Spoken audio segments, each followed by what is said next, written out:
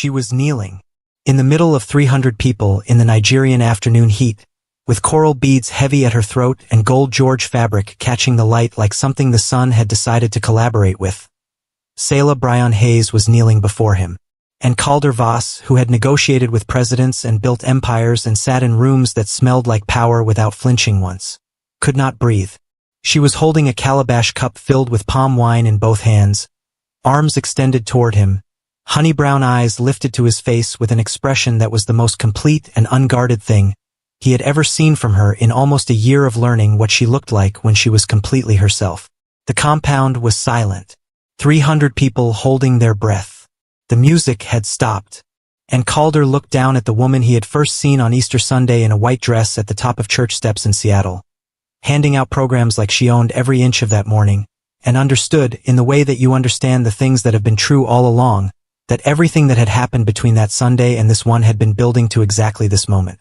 He reached out and took the cup. He held her eyes over the rim, and he drank. The compound exploded. But we are getting ahead of ourselves. Let me take you back to where this started, because if you have not watched part 1 of this story, please go and watch it first. The link is in the description below. You need to know who these two people are before you understand what this moment cost them to arrive at. Go watch it, come back, and then stay with me, because what happened between Easter Sunday and this Nigerian afternoon is the story I am about to tell you. And if you are already here from part 1, welcome back. Please subscribe to this channel if you have not already. Like this video and share it with someone who needs to believe that love like this still exists. Now let's go back to the beginning of this chapter. It was a Tuesday night in October. The Seattle rain had arrived with the particular commitment of a thing that has made peace with its own persistence, soft and relentless against the apartment windows, turning the city outside into a smear of warm light and wet pavement. Selah was sitting across from Calder at her kitchen table with a cup of tea she wasn't drinking and something sitting in her chest that she had been carrying for 6 months without putting it down. He had been watching her for 3 minutes, the way he always watched her when she was working up to something, with the full quiet attention of a man who had learned that her silences were not empty. She set the teacup down. She looked at him, and she said the thing. "My family doesn't know about you yet." The rain moved against the window. Calder did not shift, did not change his expression, did not perform the reaction of a man who had been waiting 6 months to be acknowledged. He simply looked at her with those gray eyes that had never once rushed her and said, "Okay, you don't understand," she said. "It's not that I haven't wanted to tell them. It's," she stopped, the thing in her chest pressed. "They are going to have questions. Questions I don't know how to answer yet." "What kind of questions?" She looked at him the way she always looked at him when the truth was going to cost her something to deliver, directly without softening it, because he had asked her early not to manage him and she had decided that was a promise worth keeping. "The kind," she said quietly, "that start with Y." He held her gaze. "Tell me about them." And the way he said it, not "it will be fine" or "they will love me" or any of the reassuring things that would have cost nothing and meant nothing. Just tell me about them. Like the only thing that mattered right now was understanding her world. Made something in Selah's chest release so quietly she almost didn't notice it happening. She told him. Her parents were named Chukwemeka and Adiz Hayes. Emeka and Ada to everyone who loved them. Igbo, from an amber state in southeastern Nigeria. Naturalized Americans who had built a life in Atlanta. Georgia, with the particular ferocity of people who understood exactly what they had crossed to get there and had never once taken a single day of it for granted.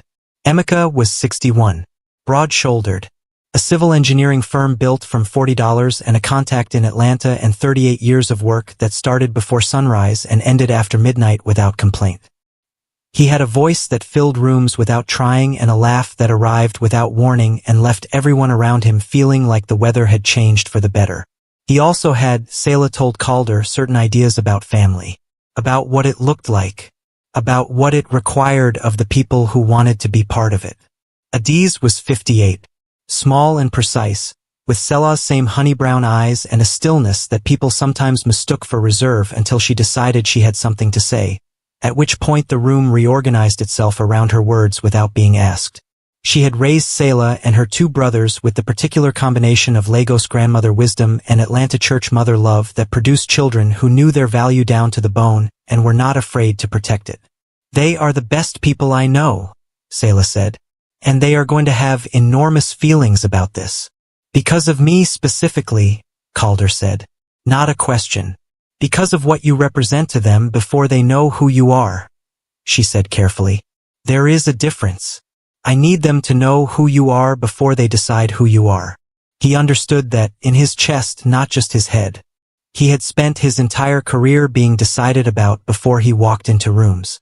He knew the cost of a conclusion formed without evidence. Give me 2 weeks, she said. Let me talk to them first. Whatever you need, he said. She looked at him across the table. This man who had first appeared on Easter Sunday in a charcoal suit with gray eyes that stopped calculating the moment they found her. And she felt the thing she always felt when she looked at him for too long without redirecting it.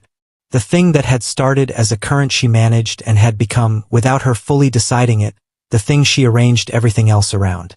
Calder, she said. Thank you for not making this harder than it has to be. He looked at her steadily. We handle it. Together. That's what together means. She called her mother on a Thursday evening. She had written notes. Crossed them out. Written them again. Decided notes were absurd. Put the phone down. Made tea. Let the tea go cold. Picked the phone back up. She had been preparing for this conversation the way she prepared for her most important client presentations. Thoroughly, without deceiving herself about the degree of difficulty involved. Adiz picked up on the second ring. Selah. Warm and exact the way her mother always was. I was just thinking about you. Hi, Mama. You sound like you have something to say. 25 years old. Built a consultancy from nothing. Negotiated contracts with people twice her age.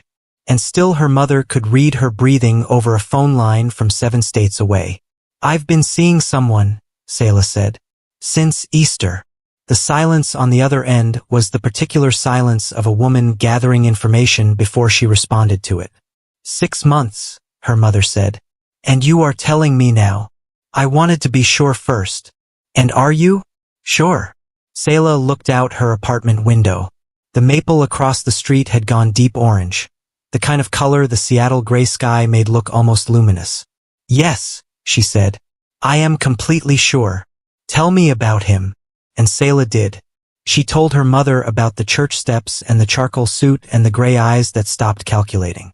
About farmers' markets and lavender honey and a book tracked down in London because she had mentioned its title once in a sentence she hadn't even finished. About Sunday mornings and Discovery Park and jollof rice eaten on a blanket above Puget Sound. About the way he listened, not the performance of listening, the real thing, the kind that proved itself in the questions that followed. She told her mother everything. Except one thing. She let the pause arrive naturally and then she said it into it. His name is Calder, Mama. Calder Voss. Silence. Voss, her mother repeated. Yes. The silence this time was different. Longer. Selah sat with it and let it be what it was. Your father, Adiz said finally. I know. Selah. Her mother's voice shifted. The careful precision still there, but something beneath it that was love and worry so tightly braided they were indistinguishable. Are you happy? The question landed simpler than anything Selah had prepared for. Yes, she said. Genuinely. Her mother exhaled, very quietly, the sound of a woman who has gathered enough information and made a decision. Bring him for Thanksgiving, Adiz said. We will have our feelings, but we will have them while we meet him. That is the right way. Thank you, Mama. Don't thank me yet, her mother said. Talk to your father yourself. That conversation is yours. The call with her father lasted 47 minutes. Selah watched the timer the way you watch a pressure gauge when you are not certain how much the system can hold. Emeka Hayes did not raise his voice. He never raised his voice. The feeling stayed inside the steady register of a man who had built everything he had through discipline and was not about to abandon it now. He asked engineering-precise questions. What did this man do? How did they meet? What was he like in the moments that didn't require performance? Had he been consistent? Had he ever made Selah feel less than what she was? She answered everyone directly. When she finished, her father was quiet for 10 full seconds. NNE, he said. the Igbo word for daughter he only used when English didn't hold enough of what he was feeling. My concern is not about his color. My concern is whether he understands what he is asking for. When a man comes for an Igbo woman, when he comes for my daughter, he is not taking a person. He is taking a family, a history, a culture that was carried across an ocean and arrived intact because the women in your lineage refused to let it be lost. Does he understand that? He wants to, Selah said. He is the kind of man who learns, the kind who asks, the kind who shows up. Silence. Thanksgiving, her father said. Bring him, she told Calder that evening. He listened without interrupting. When she finished he said, What do I need to know before I walk into that house? She looked at him. What do you mean? Your father's culture. Your family's way. What do I need to understand? Something moved through her. The specific emotion of watching someone be exactly who you hoped they were at exactly the moment it mattered. Let me tell you about my family, she said. Thanksgiving in the Hayes household was not a quiet affair. She had warned him 4 times on the way there. Once in the car to the airport. Twice on the plane. Once more standing on the front porch of her parents' home in Buckhead, Atlanta. A beautiful colonial with a well-kept garden and the smell of something extraordinary drifting through the front door. When she turned to him and said, Whatever happens, just be yourself. Don't perform. They will see through performance immediately. I know, he said. And don't. Selah. Quiet. Certain. I've got this. She looked at him. Charcoal suit because she told him to dress like he understood the weight of the occasion, and nodded once and rang the bell. Adiz opened the door. She was smaller than he had expected. Petite, elegant, deep green dress. Natural hair beautifully arranged. Selah's exact honey-brown eyes looking at him with the focused attention of a woman conducting an assessment she had been preparing for since Thursday. He met her eyes directly. Good morning, ma'am. Thank you for welcoming me into your home. He had brought things.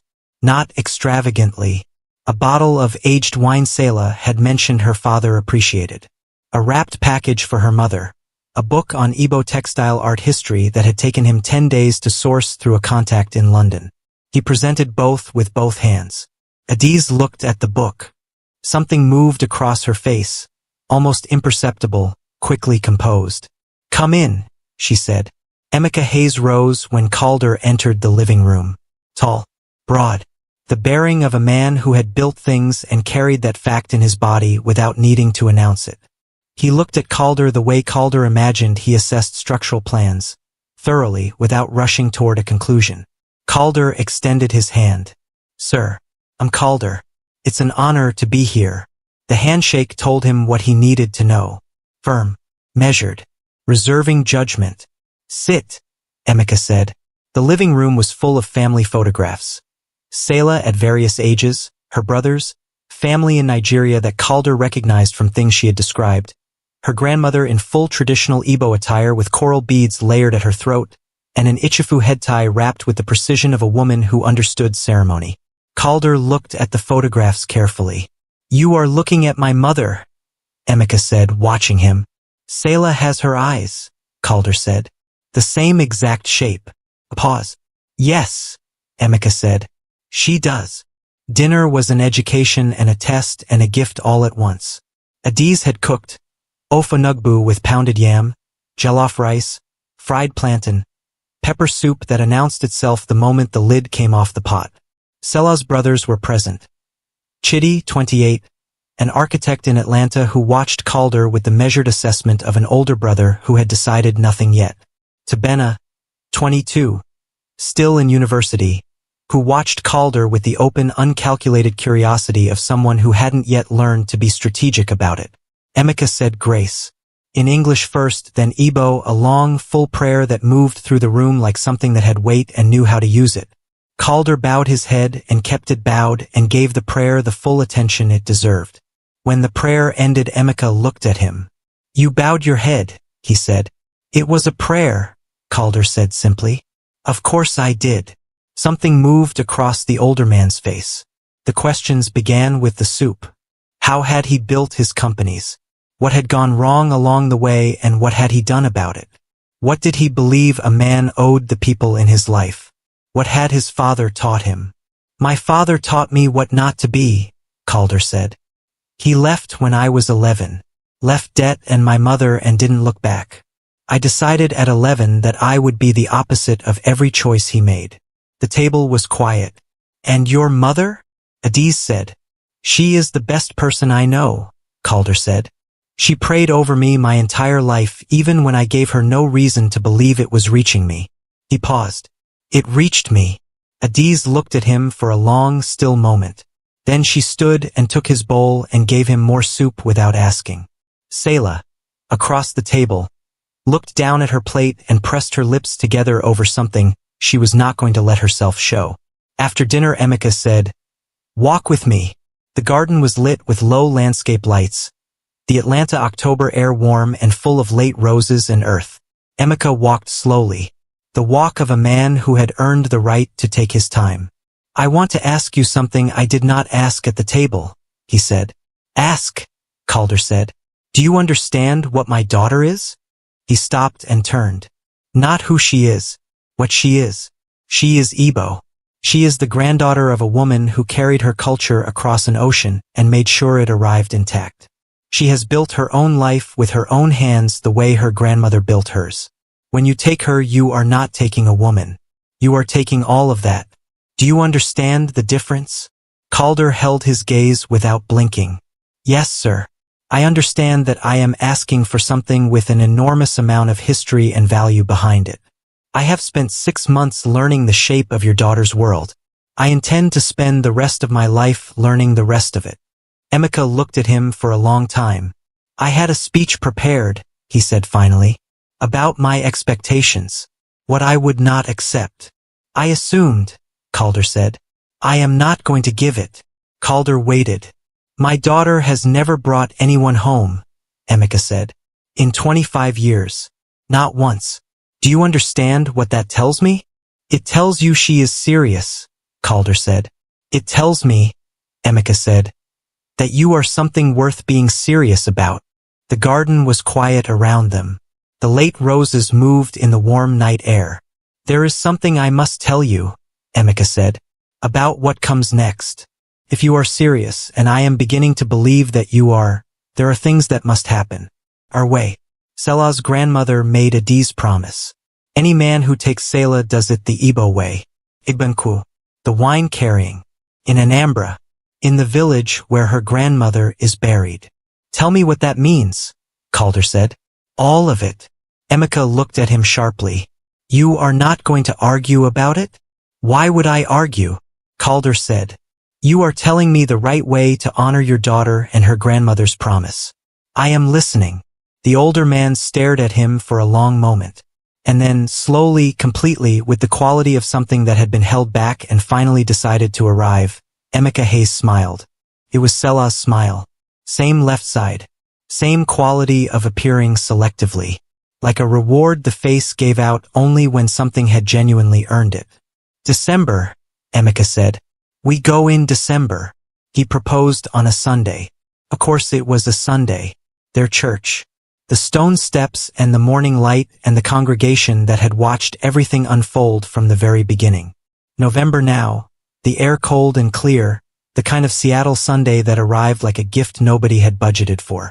After service, in the hall, in the middle of the ordinary beautiful noise of the congregation gathering, he took both her hands in his and said, "I spoke to your father in Atlanta. I know what comes next and what it means and what it requires. And I want you to know, before any of it, before the plane and the families and the ceremony, I am asking you, just you, right now, in this room where it started." She was looking at him with an expression that had nothing managed about it. Both hands in his, honey brown eyes bright, the left side dimple present before he had finished speaking. The ring was not extravagant. A single perfect stone in warm gold. Simple and complete. The kind of ring that said, "I chose this specifically for you rather than I spent what I could afford to spend." Selah Brian Hayes. I walked up those church steps a man who believed in nothing he couldn't build or control. You have taken apart every wall I didn't know I was hiding behind. I want to spend the rest of my life in your world. All of it. every tradition, every Sunday, every 47-minute phone call with your father.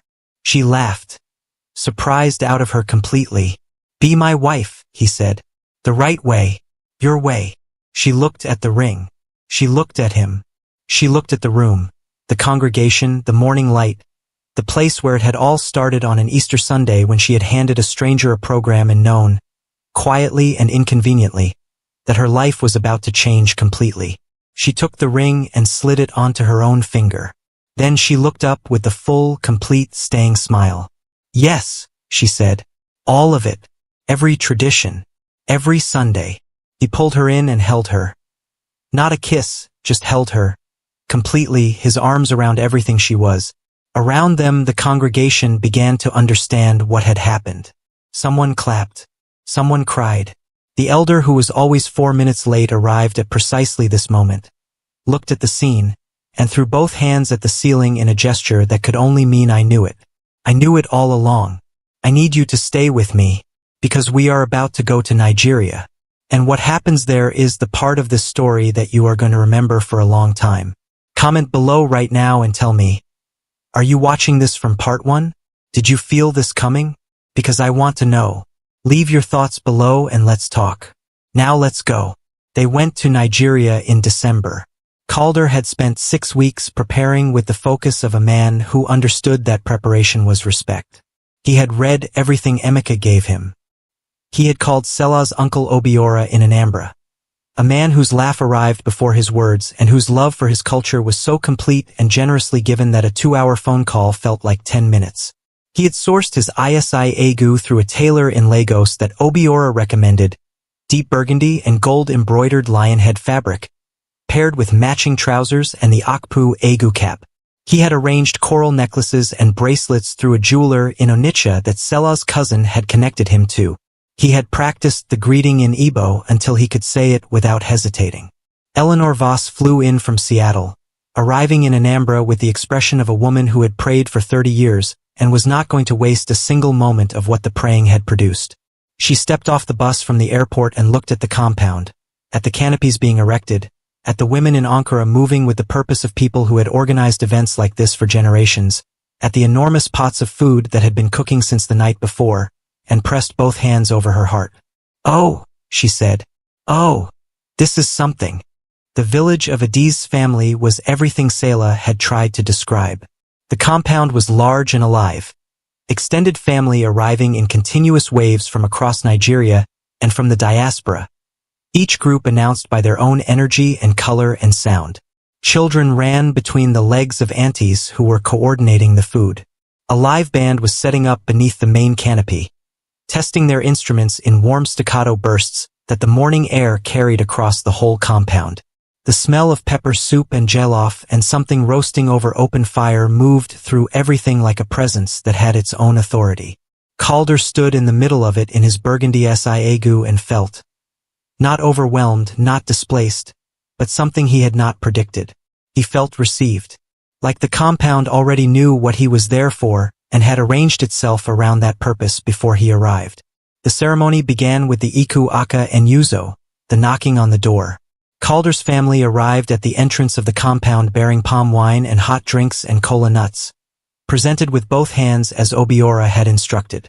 Marcus, Calder's closest friend, flown in from New York, who had known Calder for 30 years and had been working on his speech for 3 weeks, spoke on behalf of Calder's intention. He spoke of who Calder was when no one was watching, of the man he had been at 23 with nothing and the man he had become, and the fact that those two men were more similar than anyone who only knew the second one would believe. Of what he had witnessed in the months since Easter Sunday, a man becoming quieter and more certain at the same time, which was the particular combination that Marcus had learned to recognize as love. The compound listened. Then the cola nut was brought out. Selah's great-uncle, 91 years old, small in the way that people who have outlasted almost everything become small, and enormous in every other way, held the aji in both hands and blessed it in Igbo, his voice moving through the compound the way certain sounds move, not by volume but by weight. Ancient and completely alive. The nut was broken and the pieces passed, and Calder received his with both hands and held it and understood without being able to articulate it that he was being welcomed into something that had been here long before him and would be here long after, and that this was not a diminishment but the greatest honor he had ever been offered. Then came the bride price. The negotiation was conducted by elders from both sides, formal and full of the particular Igbo wit that turned sacred things into joyful ones without diminishing either. Numbers were named and countered and discussed with theatrical gravity by men who understood that this was ritual and not transaction. When agreement was reached, Emeka Hayes accepted the amount with the solemnity it deserved, counted it slowly, separated a portion, and returned the rest to Calder's family with both hands. He looked directly at Calder when he did it. "What I want from you," Emeka said, "is to take care of my daughter." Calder received the returned money with both hands. He held the older man's gaze without blinking. "On my life," he said. Emeka nodded once. The nod of a man who has made his final assessment and arrived at his conclusion. Then the compound transformed for the Igbanku. What had been ceremonial became celebratory. The music came fully alive, the canopies filled with 300 people arranging themselves in the organized beautiful chaos that Igbo celebrations had perfected across generations. Women in matching deep red and gold ankara, the family colors, Sela's colors, moved through the crowd with food and drinks. Children were everywhere. The energy of the compound became something physical, something you felt in your sternum before you processed it in your mind. Calder was seated among the guests. Obiora had prepared him. Chidi had walked him through it the previous evening beat by beat. He knew what was coming and he knew his role in it. To sit, to wait, to give nothing away. To let her find him. He sat. He folded his hands. He breathed. The music shifted. From inside the main house came the sound of women singing. High and full and joyful. The kind of sound that moves through a crowd and reorganizes everyone's attention without effort. The singing grew. The compound turned toward the house as one body. The doors opened. Sela came out. And Calder, who had seen her in a white Easter dress and a navy dinner dress and jeans and silk and every iteration of herself she had shown him over the course of almost a year, Calder, who had thought at various points that he had arrived at the full understanding of what she was capable of being, was completely unprepared. She wore a wrapper and blouse in deep red and gold George fabric that caught the December Nigerian light and made her honey-brown skin glow from somewhere inside itself. The Jigida waist beads were layered at her hips, coral and gold and small dark seeds that moved when she moved. Her neck was draped with heavy coral beads, each strand chosen by her aunties that morning with the deliberateness of women who understood what this moment required. Her wrists were stacked with bracelets. The Ichifu head tie was wrapped with an architecture that had taken 3 aunties and 40 minutes and was absolutely worth every second of both. In her hands she carried the iko, the calabash cup, filled with palm wine. She danced out. She danced the way her grandmother had danced in this same village and her mother before her and the women of her lineage in this same compound for generations before that. Not for an audience, not for performance, but for the pure kinetic joy of a moment that language alone could not hold. Her friends danced beside her and the music lifted and the crowd moved and old men called out and reached for the cup with the theatrical authority that the tradition had always made both sacred and alive. She looked through all of them. She moved through the crowd, unhurried, sovereign, with the particular quality of a woman who knows exactly what she is looking for and is not going to be redirected by anything that isn't it. Old men waved. Young men straightened. People called to her. She acknowledged everyone and stopped for none of them. Calder sat completely still. He watched her search. He watched the honey-brown eyes moving through the crowd with focused warmth, reading faces, passing through them, continuing, and he felt his own breathing slow down the way it always slowed down when she was near, that involuntary response that had started on a church step in April and had never resolved itself into anything manageable. And then her eyes found him. Through 300 people they found him and stopped. The left side dimple appeared. She walked toward him. The crowd understood what was happening and parted. Not dramatically, naturally, the way crowds part for things that are inevitable. And the music softened and the compound held its breath and Selah Bryan Hayes walked through the space the crowd had made until she stood directly before the man who had first appeared on Easter Sunday in a charcoal suit with gray eyes that had stopped calculating the moment they found her. She knelt. The compound went silent. She held the echo toward him with both hands, the palm wine full to the rim, her arms steady. Her honey-brown eyes lifted to his face with the most complete and unguarded expression he had ever seen from her. Not the composed warmth of the church steps. Not the careful dignity of a woman protecting herself. Not even the full open smile of the Sunday morning he had asked her to be his. This was something past all of that. Something that had no management left in it at all. She sipped from the cup first, the tradition, the confirmation, her consent offered publicly before the community that had known her grandmother and her mother and would know her children. Her lips touched the rim of the calabash and the palm wine, and when she lowered it her eyes were still on his. She held it out to him. He looked at her over the cup. Gray eyes on honey brown.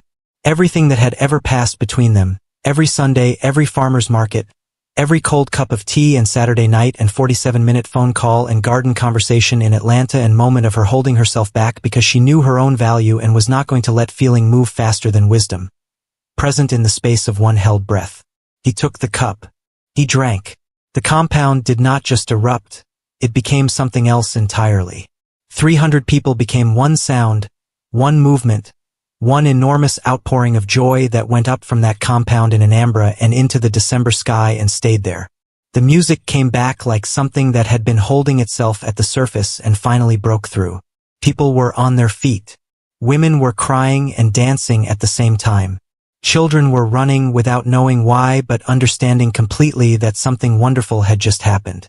Eleanor Voss was crying with the complete abandon of a woman who had been praying for 30 years and had finally, completely run out of reasons to hold back. She had her hands pressed over her mouth and her eyes closed, and she was shaking her head slowly the way people shake their heads at things that are too good to be absorbed in one moment. Emeka Hayes was standing with his arms folded. His natural position, the position of a man who measured everything.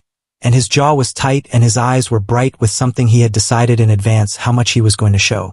Then Adiz put her hand on his arm and he looked at her and the folded arms came apart and he covered her hand with his and his eyes did what they were going to do regardless of what he had decided. Calder placed money in the calabash cup.